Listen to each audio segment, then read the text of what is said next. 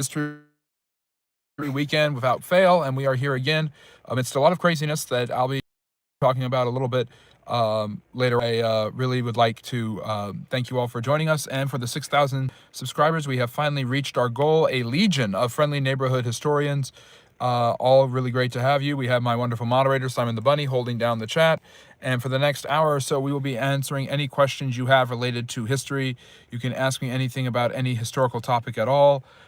It's what we do here on the Friendly Neighborhood History channel. Friday night at 8 p.m. You can start off your weekend the right way by learning about some history, asking about some history, bringing up some topics and comments. We also do this on Saturday evenings, another hour, 2 hours every weekend of Friendly Neighborhood History content where you can ask and get as many questions about history and social studies answered as possible. And thirdly, we do a live stream lecture on Sunday afternoons where we talk about different historical topics that are particularly interesting to me that I used to feel I could do during the Q&As, but I never couldn't quite get to. So we are going to be discussing this weekend. I'm trying to remember the topic that we plan to discuss this weekend, but I think it was Oliver Cromwell and maybe one other topic. So we're really looking forward to that on Sunday at 4 p.m. Eastern Standard Time. Before we get started, I'm obviously not in my usual spot. I'm in my car at the current moment because I'm staying in a motel. I can't get the best Wi-Fi, and I just wanted to get away from the noise, so I just kind of bundled myself in my car, and we'll be doing the live stream from here. I am under a forced vacation at the moment. I have been usually very discreet about my location and identity here on the channel, and I'm going to continue to be as discreet as I possibly can. But basically, as some of you may know, there are fires raging in certain parts of the U.S. right now, and I was affected by such fires. I was forced to evacuate my home on Tuesday night, and I'll be discussing this more and more in detail on the channel in the months that come. But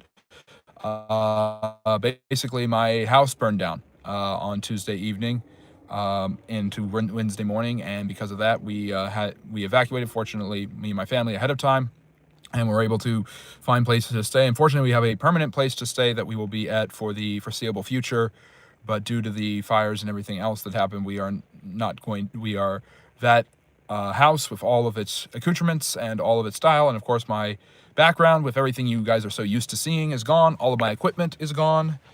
So I'm not using my lighting here. Obviously, I'm using my car light. I'll be getting new I'll have to get new lighting. I'll have to get new microphones, the whole 9 yards. So it was really a tremendous thing. Fortunately, we made it out alive. Everyone was safe. I'm safe. I'm perfectly good to go. And I have some place to stay, which obviously gives me a lot of peace of comfort and peace of mind. And my heart goes out to all of those people who've been affected by these horrible fires that don't have a place to go and don't have a place to stay. And we are just so horrified at what has happened, and the devastation that has been caused to my area of the U.S. has been really, really bad, and people have died, and thousands of homes have been destroyed, and lives have been changed forever. When a home is destroyed, it's not just a home, it's livelihood that has been destroyed. I found it interesting that a couple of synagogues were damaged. I don't know about churches yet, places of worship, but structures, businesses. I know about some churches that have been destroyed in some of the areas, and the fires basically engulfed Los Angeles from one side of it to the other. It's just incredible to see, and incredible not in a great way, but incredible in the way that incredible originally meant incredulous. You can't believe actually what's happening. It's just absolutely horrible, and I have my health, and I have a place to stay, and I'm going to be okay in the long term, but never again will you see me in the same venue in the same way as before. I was able to save some of my clothing, including the smoking jacket, so you will always see that on me until it gets a little bit too warm. But so much of my livelihood, so many of my possessions were lost on Wednesday early morning, and it was just absolutely devastating. And I was able to go through the wreckage of that later on Wednesday, and it just absolutely devastated me, and it devastated everything. So I've been, in case you haven't noticed, if you guys pay attention to the channel, if you're a friendly neighborhood historian, part of the Legion we now are officially over 6,000 subscribers, and I am so humbled and grateful for that. And it's just been hopefully you can hear me. I know the internet's not hopefully you can hear me. I know the internet's not great for most of the rest of the live stream, but This is what we are. Take all of your wonderful questions and answer all of them as best as I can, and talk about the topics that are passionate to me and important to me as a historian. And I'm just, it's really devastating and horrible what's happened. And if anyone has been paying attention to the news, and I know this has been broadcast all over the news, I even wrote all over the world. I even wrote an article about it on my Substack, trying to be as anonymous as possible, trying not to give out too much personal information. But this is historic for all the wrong reasons, and it's a piece of my own personal history that we call oral history in the field of history. When you experience a particular tragic or important historical event, and you can speak to it, you are part of the what is called the an oral history. So that is the history of what has happened here in this area. Fires have been particularly awful in this part of the United States for a long time. This is not something new. Brush fires have brought up a lot of questions about watering. They've brought up a lot of questions about conservation, about nature, about animal conservation, and about environmentalism. And obviously, there is just so much that has been destroyed and devastated that people are going to be racking their brains trying to figure out what exactly happened. And we hear and read about these things all the time, and we think that it's not going to happen to us necessarily, that we're beyond and above it, and that we're better than it, or at the very least that, as horrible as it seems with somebody to be in the situation where they're having to go through this horrible event. um, you know I just you never think that you're going to be part of that, that you're going to be in the crosshairs, but and so it can happen to anyone at any time in any way. And I'm just glad that I'm really glad that I was still able to do content this week and to bring them to do some historical and talk about history with you guys. And so now that I got that out of the way, I'll be giving more details and information when I can. Right now, the area where I was able to get to the rubble that was my domicile before. And my goal is to get back there once things calm down, because right now, National Guard has actually blocked off the area. So again, this is a historical event. This has gotten the attention of the whole United States, and it's going to be part of some sort of footnote in the history books. It's just going to be one of those really big fires. I think if you remember how notorious 2020 was for everything that happened in that year, one of the things that was really awful about 2020 was brush fires in Australia. So, and when you hear about it and you're so far away, like in the United States, you think to yourself that could never happen, and then it happened, and it's really, really, really bad. And they were terrible in Australia, and they've been terrible over here. Again, you think it can never happen to you, but it does happen, and when it happens, it's absolutely devastating. So hello, for those of you who are just joining, this is a Friendly Neighborhood History channel. I'm so glad that I can bring you the next hour answering your live stream Q&A. Ask me anything about social studies and history, which I love to do. We do it every Friday night. I'm just updating everyone. I'm doing the live stream in my car because I was in the crosshairs of some of the fires that are devastating the United States right now, and my house burned down. And I fortunately have a place to stay, and I'm going to be okay. And I'm going to be able to set up a new place and move in there pretty soon, and can continue to provide quality content to you as much as possible. And I wanted to do a lot more this week. I had a new series I was going to start. I had a lot of things on my mind that I wanted to talk about, and I just haven't been able to get to a lot of it because of everything. But I've been stopping here and there to do Friendly Neighborhood History stuff. So keeping me busy does help me, and history helps me. I've been through a lot in my life. So there's a lot of people who are, again, I don't disclose personal information. I don't get into who I actually am and what I actually do. I don't talk about, my things like that. I don't talk about like where I'm from exactly. I just kind of I've always used different time zones, not to trick people, but just so that there's a little bit of anonymity, because I've always seen myself as the person who brings the history and answers the questions. This will obviously disclose for anyone who's paying of where I am from and what I am, the level of anonymity. So after much social, best to be I'm on vacation, or I'm running around here and there, or I'm just staying in a motel, or I'm visiting. No, it was time to be honest about what was affecting me and has been affecting me. The last 3 days, ever since the house was lost, have felt like an eternity. They felt like an entire year, and so it's not easy. It's pretty devastating, and so I'm really really sad to see all of the devastation and all of the loss. And there are people who are in much worse shape than I am. I was able to find a place to go, and many people can't, and my heart breaks for them, and I feel really bad. So if you want to help out and do anything you can to help people who are really struggling during these fires and during any natural calamity and disaster, look into different research projects, donations, disaster relief efforts, you know, things like that. Look into that and see what you can do about them. Look into GoFundMe's and things like that. Not, and I'm not just, I don't want everyone to make a GoFundMe for me. I want it for a bunch of other people who really need it even more than I do. Fortunately, I'm going to be able to find a place to live. But the trauma and the grief, I mean, this house has been in my family for 4 generations, 70 plus years. It's just horrifying and extremely devastating. And again, I will be getting into more of it and the actual effects of it in the next coming weeks, and hopefully showing you guys what I lost and discussing it. And obviously, the history and the impact of fires and things like that are pretty bad. So I'm definitely like okay and safe, and I'm rich that I have my health, and I'm rich that I have somewhere else to go, and so many people do not have that. So please do everything you can to look into people, check on people, and find ways to help those who are suffering through these fires, through any natural disaster, because you think it can't happen to you. And I always thought that it always sounded so ethereal and so far away, but it happened to me. And that's why I'm in this position right now. It's no fault of anyone in particular.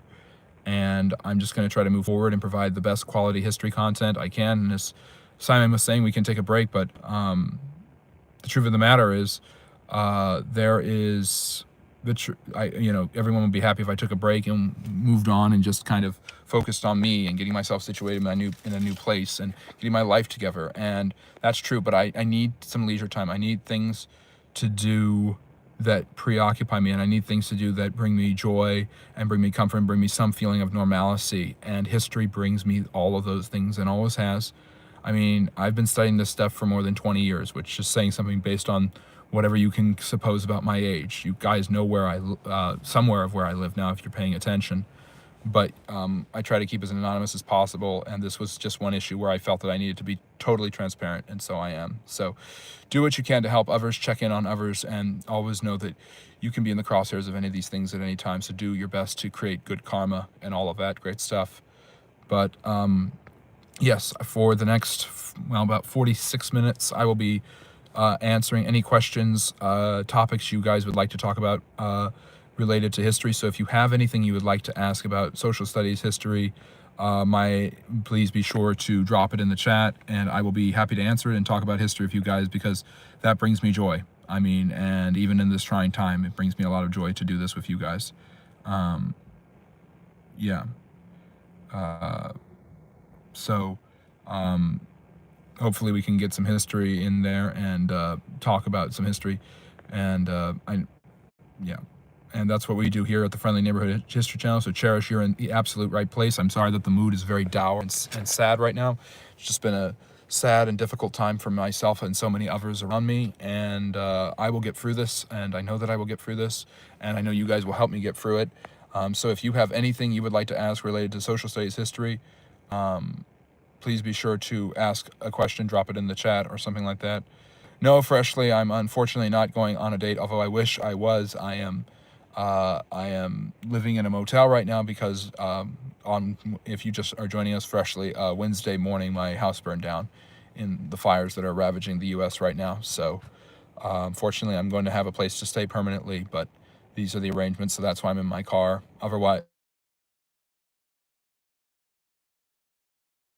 and that we could be well into the history by now, but trying to explain to you guys what's going on. Yeah, and yeah. And Global, you're absolutely right. Some people use all of that stuff, and I just decided when I was going to do this, no AI. Now, sometimes you'll see an AI image I get, but I don't generate AI images. If I find an AI image I like or think is cool, I'll use it in the channel, but I don't use an AI voice. I don't use any AI features. I try to keep this channel as real and authentic as possible, even if that means that sometimes my voice is halting or stuttering over something if I'm not reading a script properly or I'm forgetting something. You guys have a right to know who I am at the very least and to hear my actual voice and not just an AI, totally anonymous person hiding behind it. So in that way, I don't like to be anonymous, but you guys don't know my name, you don't know where exactly I am, and you don't know how old I am, so I like to keep that in anonymity, but I like to bring history in a most real and transparent way, and that's why I don't disclose my personal information. But I just got here in a second ago, so I didn't hear you say your house burned down. I'm so sorry. Cherish, I really appreciate that. That's very kind of you. I'm very sorry too, and so many people here on the channel are either sorry or trolling me right now, so that's tough. But if you have questions about history, social studies, um, humanities, past, present, geopolitics, geography, drop it in the chat. I'd love to talk about it with you guys and answer your questions. We've had some really great discussions here. If you like learning about history, consider liking and subscribing. My social media handles are pinned in the chat, and if you want to follow me on Patreon, where I'm doing some more exclusive content, although I've been stymied by how busy and difficult my week has been, please do so as well. If you've come to enjoy history and learning about the past, and understanding everything that we need to understand about who we are, then you're in the right place, and I'm so glad that you found us. Cherish and everybody else, so consider liking and subscribing and dropping a comment or topic about history that you want to learn about. Global, how big is a neighborhood is a question. A neighborhood, well, a friendly neighborhood history neighborhood is, a friendly history neighborhood has now become 6,000 strong. We have reached our goal of a legion. We are just a week late. I'm always late for my live streams, so it makes sense that we are a week late doing that. But thanks to the wonderful moderating of Simon the Bunny, these live streams, so many of the videos and comments and all of the things that we've done with this channel to improve this channel, in less than a year, we have grown to be 6,000, and I don't know when we'll hit 10,000, but we'll have a huge party when we do. We're coming up on a year anniversary. February, President's Day weekend, the third weekend in February, is indeed our for 1 year anniversary, so we're going to be doing some special stuff and live streams there. So yeah. I Love Music is saying, first of all, friend, we are in solidarity with you and all victims of a tragic situation. I'd like to ask you a question, but it seems not the time. Go ahead and ask it. I'm not sure that I can answer it, but I'm happy. But I appreciate your solidarity and support. I Love Music, and I appreciate you coming to this channel and always being here. You're what makes the Friendly Neighborhood History channel great. So really appreciate you. And Simon has dropped the Patreon. So if you guys want to get more exclusive content and support me there, and that way, that would be really great. That's what we're trying to do, grow the Patreon as a third party. I'm very proud of it, Jags to Riches. Less than a year. And I give a lot of credit to you guys for all of your wonderful comments and questions, because I answer that, somebody hears that, they subscribe, they watch a video, they do this, they do that, because you guys ask such great questions. I give hopefully good answers. And yeah.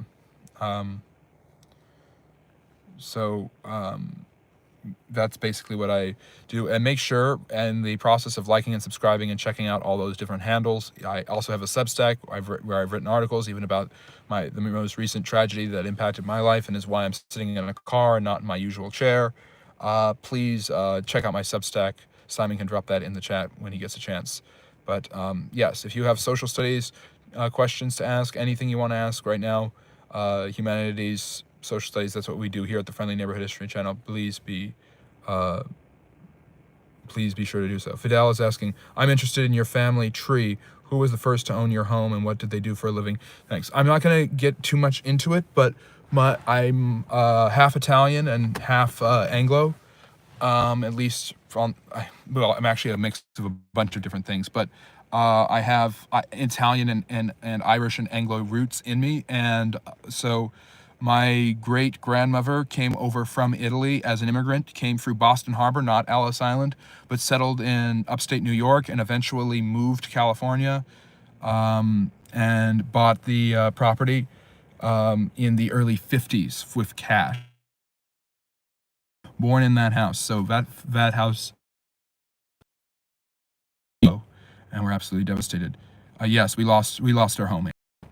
So Fidel, if you want, I love that you asked about my family history, because family histories compile into community histories that compile into state and country and world histories. We can't have history without the experiences of individuals in a particular place living the human condition and experience. And sometimes we learn about the macro things. We learn about big name figures like John F. Kennedy or Abraham Lincoln or Gandhi or Muhammad, but sometimes we also learn about history through the individual experiences of people who live through them. And as we get into the digital age, it is easier and easier for us to do that through Ancestry.com and all of these ways and websites to figure out our backgrounds and our own lineage, but also through interviewing people and their testimonies. And the internet, televisions, recorded audio, all of that has made that a lot easier in the last 100 years. So radios, things like that. What about the cost of money, I guess, and why change it? And Chipablo is asking, so Fidel, thanks for asking that. Chipablo is asking, what about the cost of money, I guess, and why change inflation? And what, in your opinion, would fix it, that it will be going back best? Nothing can fix it. The best way to match inflation is to make sure that wages and real wages, not just wages people have in a gross way, but net wages are proportional to inflation. So if inflation is 5%, wages need to be at least 5% increasing at a particular time in a over the span. So if inflation goes up 10% in a year, wages need to go up at least 10% in a year for workers to be able to keep up with the market increase in prices so that they can pay for those goods without feeling real loss. And their savings won't lose value if they're continually putting money in their savings. A huge part of what decimated the US with the inflation after the COVID-19 pandemic was that a lot of people weren't just seeing the eggs being really expensive, they were also seeing a lot of money they had to pay for their savings that had been $100,000. Now $100,000 is not as interesting and as powerful as it was a year ago because of all the inflation increasing. So that was a huge part of it. So people say they lose their savings. They don't literally lose their savings, but their savings doesn't have the buying power or influence that it did sometime before, if that makes sense, Pablo. But yeah, that's how inflation works. It's this, so we can't necessarily fix it, but inflation goes back to the ancient Romans and where basically in order to continue supplying silver coins, they devalued the purity in the silver so they could have more amounts of them so they could make more silver coins. And that is tantamount to the mass printing of money today. So, I've always wondered, Nixon did away with the gold standard. Do you think it will ever return? Will paper money eventually disappear? Paper money is having a lot of problems because the standard for the US dollar, I love music, is the US dollar. And because the standard for the US dollar is the US dollar, I think at some point there's got to be a species currency that can actually back it up. I mean, a pound of silver, when you hear the British pound, a pound refers to a pound of silver. So anyways, crypto could easily be the future, but I don't know yet. 4 generations in the same absolutely all can, and whatever domicile I end up in, hopefully that's the domicile I raise my children in, or things like that. So, Cherish, have you read A People's History of the United States? If so, what's your opinion on it? Howard Zinn, obviously, he's coming from a American perspective, a revisionist perspective. I'm not condemning him, by the way, when I say that. There are plenty of histories that are extraordinarily jingoistic about America, and America is this great and amazing place. I think he's kind of overdoing it as a compensation for that. Yeah. Not homeless, hoteled, and eventually in my own place again. So, will there be, in the future, will there be room 40s? I think we might be going down to crypto. I'm not sure yet. So we're not exactly sure. But so Cherish, I hope that answers your question about Howard Zinn and people's history. I think there's a lot in there that is important to study and know. And I think there's a lot to learn in any history book we read. And I've never read a history book and not learned something new or bright or interesting. But the truth of the matter is, I think that it's, if you want an anti-American perspective to countermand the jingoist perspective given by many American historians in the 19th century, read Howard Zinn's writings in the 20th century.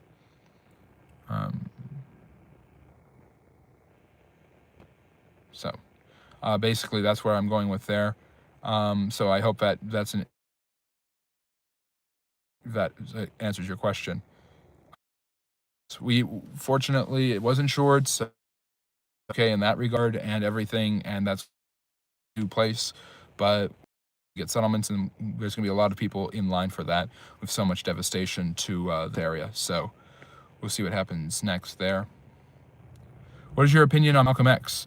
I think Malcolm X was an extraordinarily thoughtful man. I think he's more intellectual than other civil rights leaders like A. Philip Randolph or Thurgood Marshall or Dr. King, and I think because of that he brings a certain philosophical flair and understanding uh, to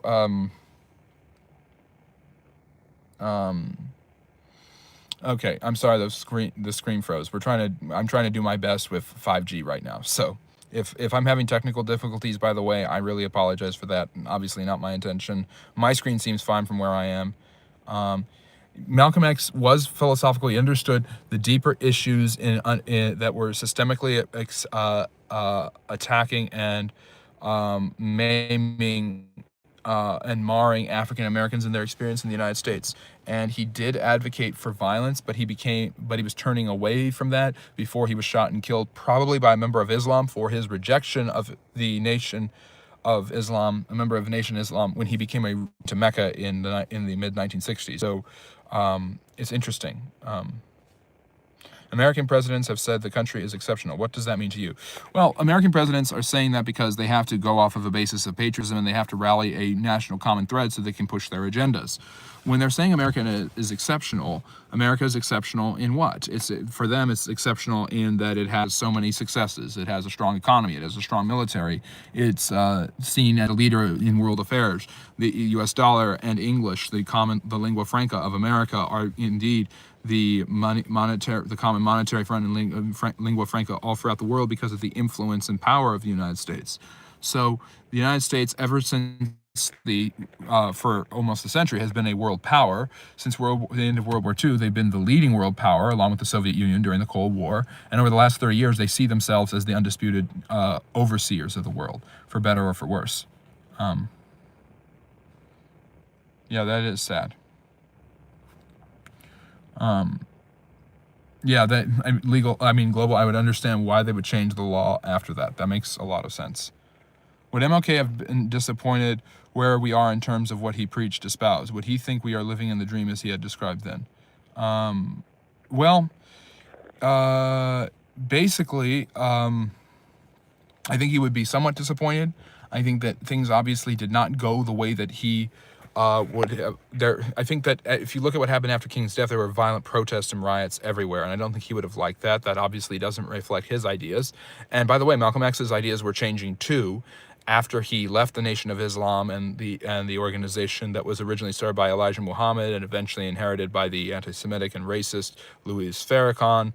So X's views were changing before he was killed by a member of the Nation of Islam for his dissent and his acceptance of true classical Islam. At the same time, MLK's legacy was honored by people doing the opposite of what he wanted, and I don't think he would see. I think he would see the dream as really convoluted and compounded now by everything that's happening, where people are in fact looking at skin and seeing that as the only major thing to identify with, or one of the major things to identify with. And I don't think he wanted that.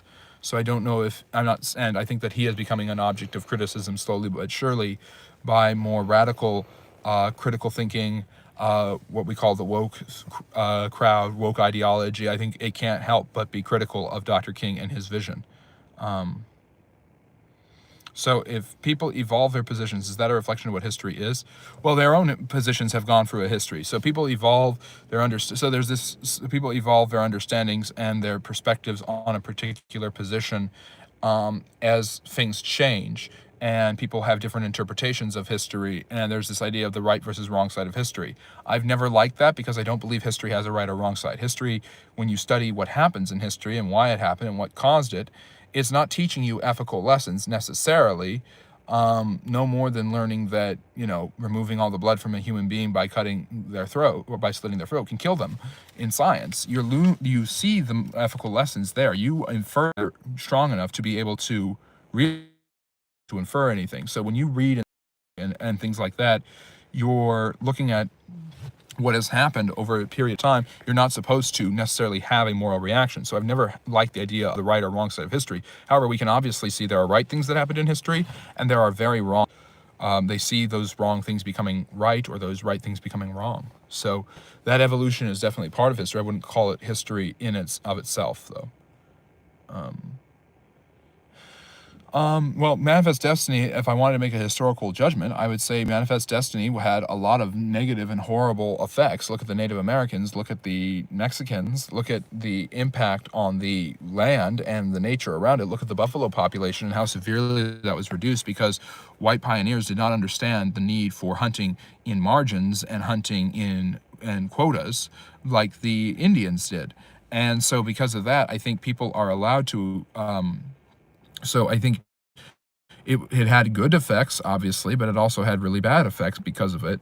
Because it had good effects in that it completed the continental United States, strengthened its national prestige, and it eventually forced the United States to deal with the issue of slavery. However, it had bad effects because of look at the impact on the Native Americans, the environment, and the Mexicans.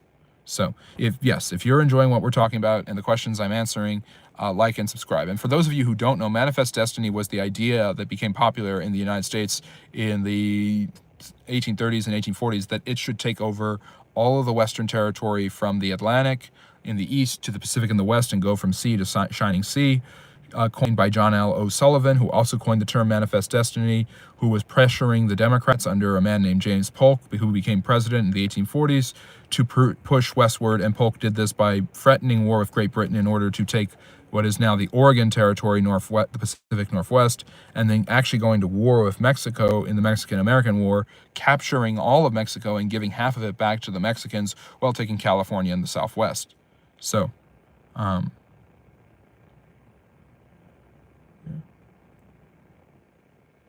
yes, Simon, I really appreciate that. That's so kind of you to say.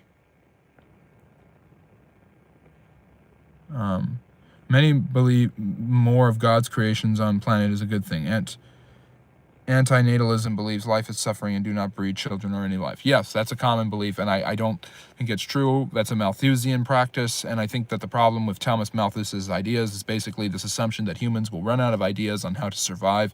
And if you look at how much open land and how much resourcefulness humans have shown in their ability to survive, despite their huge arrogance and issues, yeah, they are able to survive at an amazing rate, and they're able to figure out ways to survive despite their own idiocy sometimes. So, Simon, I really appreciate you being here. Thank you so much. I know you have a lot to do, and thank you for your well wishes and support. And I'm going to miss you the rest of the live stream, but yes. Yes, take a read on it and just know that that's my story too, and not just the story. But if you guys want to check out my Substack where I do writing and history blogs as well and things like that. But Simon, I really appreciate all your support. I know you didn't have to be here, and I really appreciate seeing you, and thank you so much. And we will see you tomorrow at our usual time, 7 p.m. Eastern Standard Time, where we'll be doing another hour of Q&A. We'll go for about another 20, 25 minutes. I'm exhausted from everything I'm having to do, so I'm probably not going to go overtime. Adaptability is a human's best feature. Yes, the ability to adapt after screwing up. Is gematria real? I don't know what that is, Michael. You're gonna have to explain what that is. Take care, Simon. Thank you so much for joining us. Guys, show some love to Simon the Bunny, my wonderful moderator, in the chat before he signs off. I'll do my absolute best. Keep well, friend. You're gonna have to explain what gematria, or what is that? Gematria is before I answer that, Michael. But see here. Nick, are you asking about the Roman? You're asking about 666 as in the devil, the mark of the beast from the Bible. Okay, the practice of assigning a numerical value to a name, word, or phrase by reading it as a number or sometimes by using it. Yeah, that's used in a lot of different languages. I don't know if it's used in English, and maybe that's what Nick is referring to 666, which in the Hebrew is a code that means full to is known as the Antichrist, and a lot of people have in the Christian faith interpreted that in times prophecy about the beast or the Antichrist who will come at the end to destroy the world. Yes, it's a way of using numbers in order to gain secret meanings and secretive ideas from different source texts, usually religious texts, mythological texts, and the Bible is an example of that. So definitely the case there, global. Yes, Angel, that's true. I'm looking at recompensation for staying in a motel right now. So thank you for bringing that up.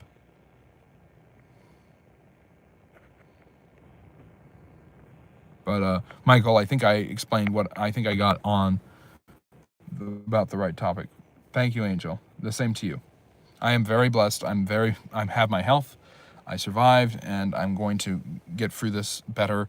And I don't know quite how that's going to look, but it will all be a distant memory. I mean, it will always be part of me and my story and what happened to me. But that's what I love about history. History is just full of stories of people and their experiences, and that's what we call oral history. So I'll be sharing some of that a little bit in more detail with you guys.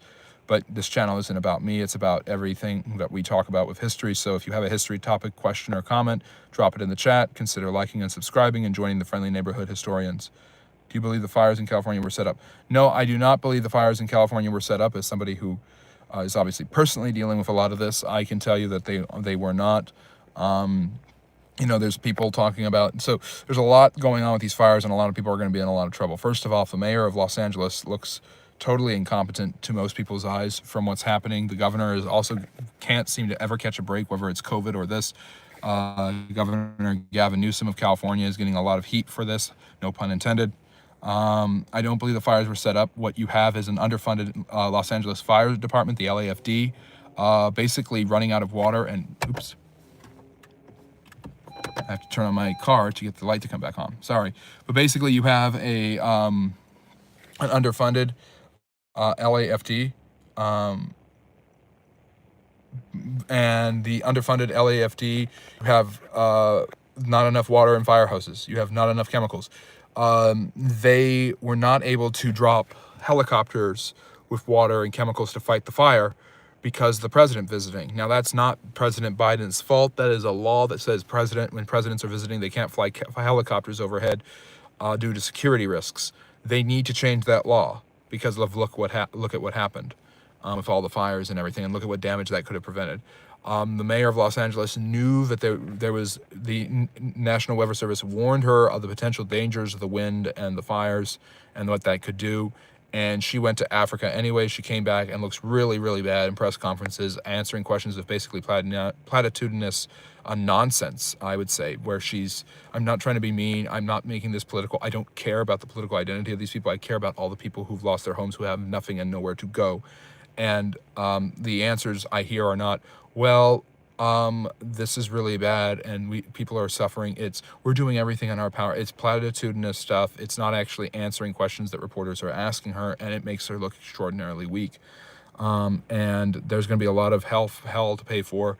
Southern California Edison, which runs the electrical currents and things like that, is going to have to answer for a lot of questions. Supposedly, the Eaton Canyon fire, which burned in the Eaton Canyon in the Sierra Madre Altadena area, if I'm correct, that fire was caused by an electrical tower catching on fire, supposedly, or perhaps even power cables, which obviously they had the power out due to the terrible windstorms. And so there's a lot of, so why are you seeing all of these clips of firemen standing outside homes and just watching them burn? It's because they don't have water in the hydrants, they don't have water in their hoses, they don't have the chemicals or the funding or the resources available to actually fight the fires. So their job is to contain, is to block off areas to make sure people can escape, and it doesn't get any worse than that particular area. So that is what's happening in a lot of this. So it doesn't look set up. I can understand why people see that. A lot of people are very, very angry, and I think rightfully so. But the anger shouldn't necessarily be directed at the first responders who were risking their lives. The anger looks like it should be directed at bureaucratic incompetence, lack of funding, or issues that need to be addressed very, very soon. So that I also know of people who I often wonder, I should have done that. Just stood out there in my robe, in my smoking jacket, trying to fight a fire. I don't know how I would have done, but it would have been interesting to see. But I know people who were able to save their homes because they were able to fight the fires.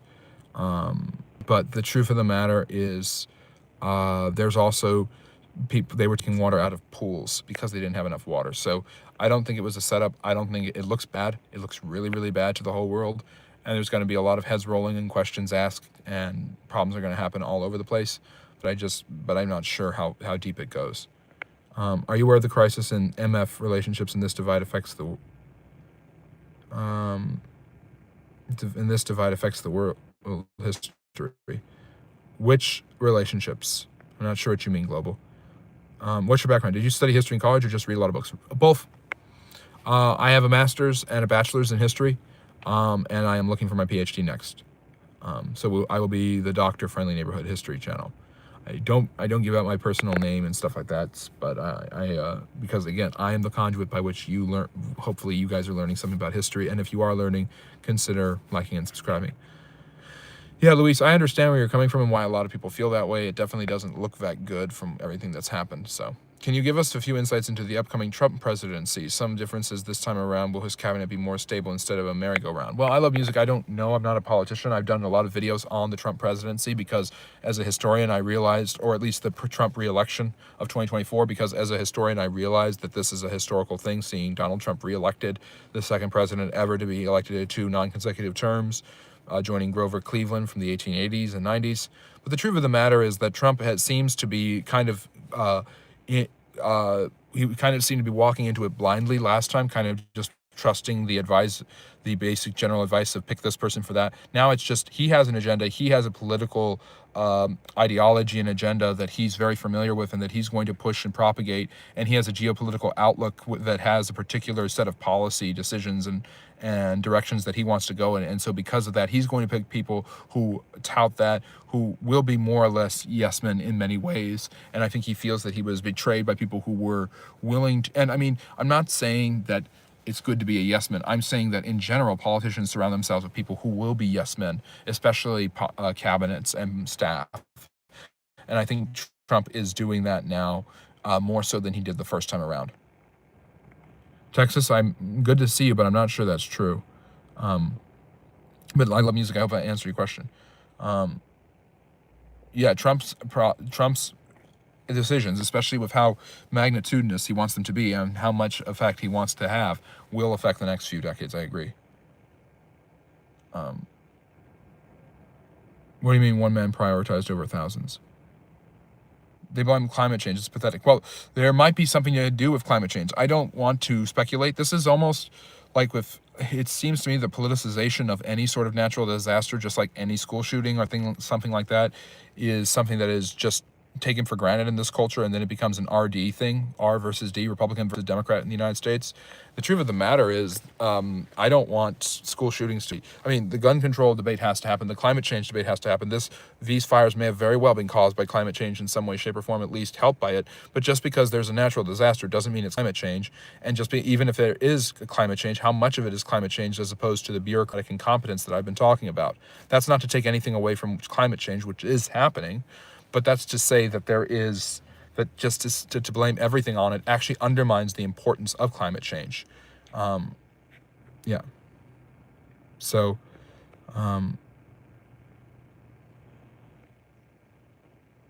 global climate change is called to the seasons. Well, that's the thing. Because people have said everything is climate change, even actual real events of climate change, which are different than the seasons, can't be talked about because people are going to discount them as the seasons. So.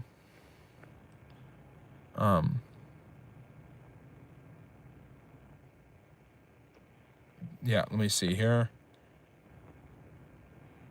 Anyways, I hope that answers your guys' questions about Trump and in LA I was doing no such thing.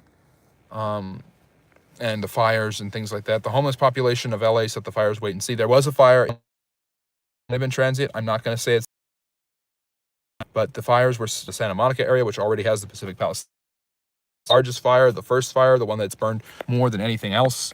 There were, by my count and estimation, 9 different fires in the Los Angeles and greater Los Angeles area in a few days, and there's even more now. So there was fire.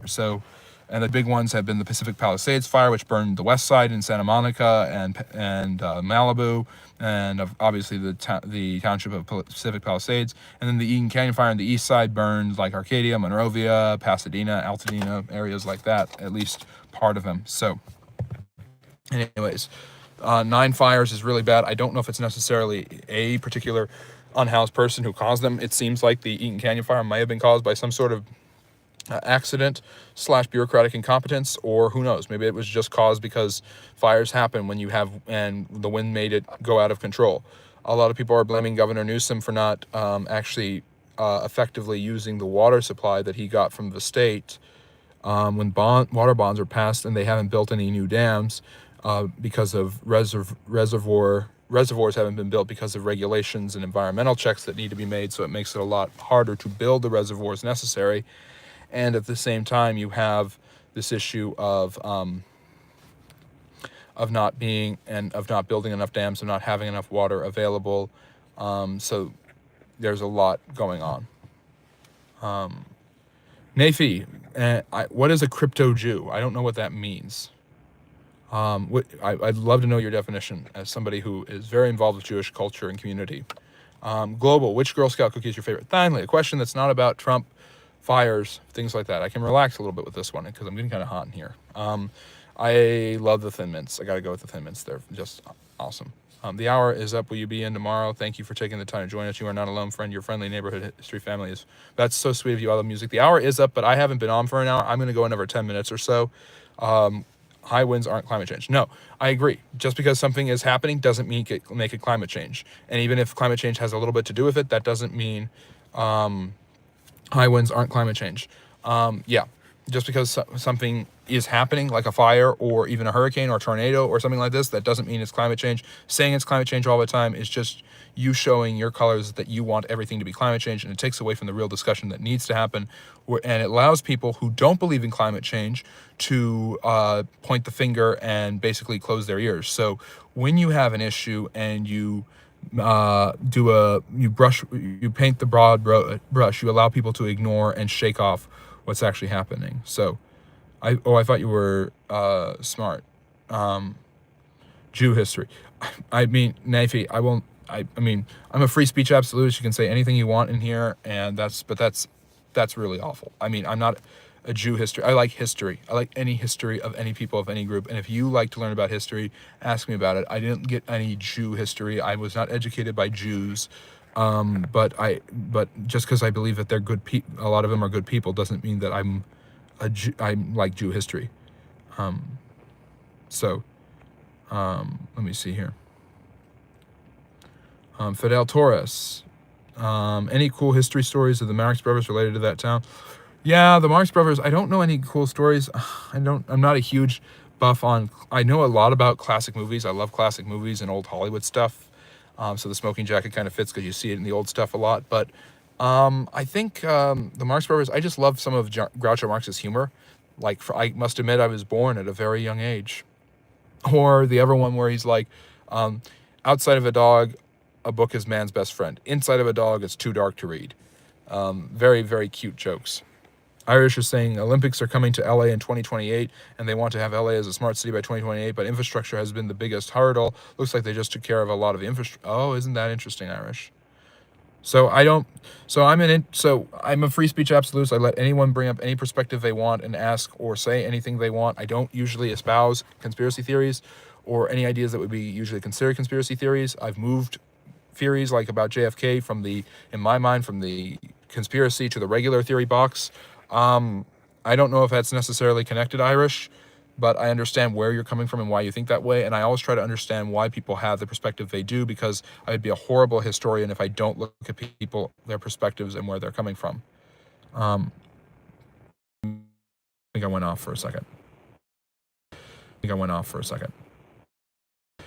I'm sorry about the problems with the internet. That's only because I'm sorry about the problems with the internet. That's only because hopefully that'll be better. It'll be better tomorrow. I'll be in a more situated place. But basically, most people are misinformed about a lot of history, and I think it's usually Eastern history.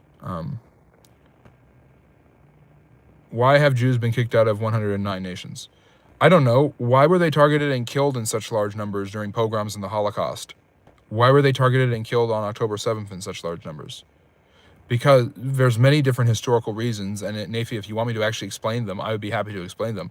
A huge reason is the hatred of them by native cultures and the efforts of imperialists to affect their culture upon them. That's where Hanukkah comes from. The Greeks were trying to force the Jews to worship their gods, and the Jews wanted no part of it. They wanted to be monotheists. They wanted to preserve the Jewish religion, and so because of that, Nafi, they wouldn't bow the knee to Antiochus IV Epiphanes, the king of Syria, and they formed a revolt where they defeated him, and of course they had a celebration where they rededicated the temple. When the oil in the lamp lasted long enough for them to celebrate the menorah for 8 days, that became the celebration, the Festival of Lights, Hanukkah. But it's a story about the celebration of a miracle of a lamp, but it's also a story about the resilience of a Jewish people to resist imperialism and be able to survive. And that happened time and time again in place after place. Narratives were pushed down people's throat, and they refused to accept it. So they've been kicked out for all sorts of reasons and all sorts of ideas. Let me see here. I love music. I can remember the panorama of 1980 in California as a 4th grader. I remember fiery embers falling down all around as we walked home from school. Oh, yeah, the Santa Ana winds are just devastating. Is it because people are mean, or is it because the Jews bring corruption? And yeah, that's Nafi. That's just absolutely absurd. Every religion struggles with that. Every society has struggled with that. Well, they're pretty self-explanatory for me at this point, but I would imagine that devil wind might come from the Indians, the natives. Oh, hello from Brazil. Good to see you. Jesus Christ historian, Tabitha. I appreciate that, but I mean, I've done history on Jesus of Nazareth. I'm not his personal historian, though. At this point, it seems like conspiracy theories are just spoilers. I mean, to be fair, it was a conspiracy theory to believe in the lab leak theory about COVID-19. Now, the lab leak theory is an accepted idea that the COVID-19 virus actually came from a lab. So, you like men. I like all people. Nafi, 100. Trump is the lapdog of Israel, just like Biden was the lapdog of Israel, right? Where there's smoke, there's fire. Absolutely, I know that for personal experience. So it seems a little strange, don't you think? No, I don't. I think a lot, but I don't think that's strange. You're the imperialist. How am I an imperialist? I would like to hear about this, Brett. But yes, I'm into that as well. So again, if you are enjoying what you have learned and what we've talked about here on the channel, and it's gotten kind of wild here in the last few minutes, but I'm used to wild stuff this week. It's nothing out of the ordinary. Like and subscribe. I'm sorry again for the location. I'm sorry for the internet. As some of you may know, that I talked about at the beginning of a live stream, my house that has been in my family for 7 decades burned down in one of the fires. I'm not going to say which one. I'm not going to say where exactly, but you guys can surmise where that is in the United States. It's been absolutely wild, and unfortunately, I am safe, and my family is safe, and we have found a place to stay permanently, thank God. But I am, in my car, and I lost all my equipment, so I'm going to have to slowly but surely rebuild and find a new convenient place to do my live streams. Hopefully I'll have a more reasonable one by tomorrow. So that's what's happened to me, and that's why we're in these conditions. But if you enjoy learning about history and you enjoy these live streams and everything, thank you. I appreciate that. Like and subscribe. It's snowing ash, Beyblade. Thank you, Nafi. I appreciate that. I'm glad I'm safe too. I'm glad I'm here talking to you guys about all of these things. If you told the truth about the Jew, YouTube would shut you down. Did you know that Netanyahu has charges of war? Yes, he has charges of war crimes against him. Did Yair Sinwar get charges of war crime against him for perpetrating October 7th? Just a question. Thank you, but I'm glad that you're glad that I'm safe. Cherish, yes. I don't want to apologize, but I feel that formality and cordiality will win the day, and that's what I do. Did you get the jab? You mean the COVID-19 vaccine? I did. I did get the vaccine. I hope you don't look at me any different because of that. I understand why people have the different opinions about they do. I had a very moderate, let's get through during the pandemic. I hope somebody went through that experience. Somebody went my hairline is definitely receding because of everything I've been with, but actually this is how it's been for the last few years at best. I never said I was a Trump supporter. I have done a bunch of videos on Trump. I did a bunch of videos in the past week talking about January 6th, and in some of them I sound extraordinarily Trumpian and supportive of him, and some of them I sound extremely critical of him because I'm a historian. My job is to criticize everybody. And my job is to tell the truth. That's what a historian does. That's what a professor told me our job was. We tell the truth. And hopefully I've been telling the truth to you guys today and you've really enjoyed it. And if you have enjoyed the truth that I've hopefully been spitting, consider liking and subscribing, and looking at the Patreon, looking at the social media handles, and the Substack where I do a bunch of my articles and writings and stuff like that. But yeah, I wouldn't say that just saying that I'm okay tolerating different people's perspectives and what they do about the vaccine and saying I'm okay with people not taking it doesn't mean I'm a Trump supporter. I mean, Trump gave us the vaccine. So I mean, there's plenty I'm sure you would disagree with. I try to be as fair and balanced as possible, but Tabitha, I really appreciate that. YouTube doesn't pay me anything. That's why you should like and subscribe so YouTube can start paying me. And I am not loser. I think you mean loser. Thank you, Tabitha. I'm so glad you joined us. I see you on the channel all the time. I'm so glad that you actually joined us for the live stream. So appreciate that. Did the vaccine work? It wasn't I wouldn't say it's necessarily a vaccine based on how vaccines actually are supposed to work, at least how we understand them. Vaccines are not completely 100% effective. They're not supposed to be.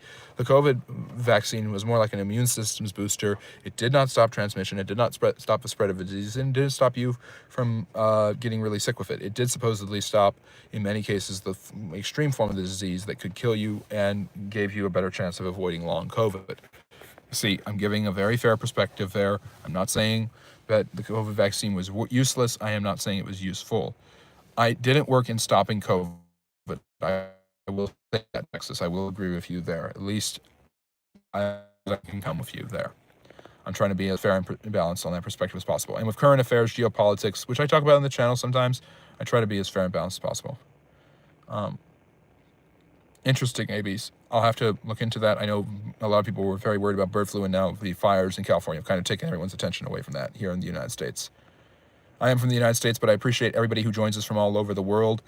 We have people from, my wonderful moderator, Simon the Bunny, is from the UK. I have people joining us from Finland and Sweden and India, and from people of Nigerian background. And it's so great to always see them around joining us for the Friendly Neighborhood History channel and the live streams. We've got about another minute left. I was able to make it through the hour despite how exhausted I am. But if you guys have any more questions or comments or topics, please be sure to drop them in the chat. I'd be happy to answer them. That's what we do here for our AMAs, Ask Me Anythings. There'll be another one tomorrow, which will just, I know a lot of people have heard about what's happened with me. I'll mention a little bit at the beginning, but I'm going to focus mainly on what's on history and answering your questions about social studies, social sciences, geopolitics, past and present, geography, and of course history, because that's what we do at the Friendly Neighborhood History channel, and we do it in a friendly way. Yeah, that was really bad. I agree, and I think that Trump won a lot of points over when he said that he would bring back military members who had lost their job because they wouldn't take it, wouldn't take the vaccine. Does California wildfire to replace an AI city? I don't know. I don't think so. I hope not. If it does turn out to be a conspiracy theory, and if it does turn out to be what Irish and some other people have been talking about on the channel, and I'm not saying it is or it isn't, I'm just saying if that turns out to be true, what we would call a conspiracy right now, with the unfounded amount of information and so little, with us being in the midst of it, if that does turn out to be true, that's going to be infuriating to so many people, myself included, who was directly impacted by this. So, but that's going to be very hard to prove, and if it is true, the evidence will never come out. We are at our hour. So I don't know if it's true, by the way. I highly doubt it. I highly doubt that they started a fire just to build up so they could be ready for the Olympics and make an AI city. I doubt it, but I've been wrong before, and history is full of surprises, rules to the exception, and exceptions to the rule, and exceptions that are the rule. And that's why here at the Friendly Neighborhood History channel, we talk about all of the above, and all types of history, social studies that you guys hopefully enjoyed. And again, consider liking and subscribing. Apologize, because there is no need to apologize, but I really appreciate that. We're going to get through this, and so many other people I feel even worse for because they don't have somewhere to go. They don't know what their next week is going to be like. And fortunately, I've been blessed to figure out where that is and everything. I'm so sorry, ABZ. I will miss you. Even if you disagree with me, even if you think I'm wrong, come and show me that I'm wrong. Talk to me. I want to hear from you. I want to get your perspective. I really appreciate that, Cherish. That's so sweet of you. Thank you. But ABZ, if you really don't like what I'm saying, that's okay. You're allowed to disagree with me, and I want to be proven wrong. I've been proven wrong a lot of time. I've had to eat crow a lot on this channel, and it's made me a better historian. It's made me a better person. Being able to be wrong is one of the most amazing things in the world. So anyways, I will take one more question if anyone has it, but at this point, we're going to wrap up the live stream Q&A. Join us tomorrow, 7 p.m. Eastern Standard Time, for the next round of this, where we will be talking about anything you want to talk about, any questions you have, topics you are interested in, social studies related, social sciences related. It's what we do here at the Friendly Neighborhood History channel. I really appreciate everyone's support. Um, don't. Okay, I won't. So, if you were a tree, what kind? Mahogany, because the wood of a mahogany is beautiful and just the best there is, and I would like to be the most beautiful and and coveted tree of them all. I know it sounds extraordinarily self-serving, but who wouldn't want to be extremely beautiful and coveted? So, thank you, Global, for that again, for asking that and easing all of what we're talking about. Olive tree is a good one too. It's so good to see you, Salk, by the way. But yes, like, subscribe, spread the word around. We'll see you back here tomorrow. Thank you for all of your support. Take care and have a great rest of your evening. A happy Friday and weekend to you all. Stay safe out there. Take care now. Bye bye.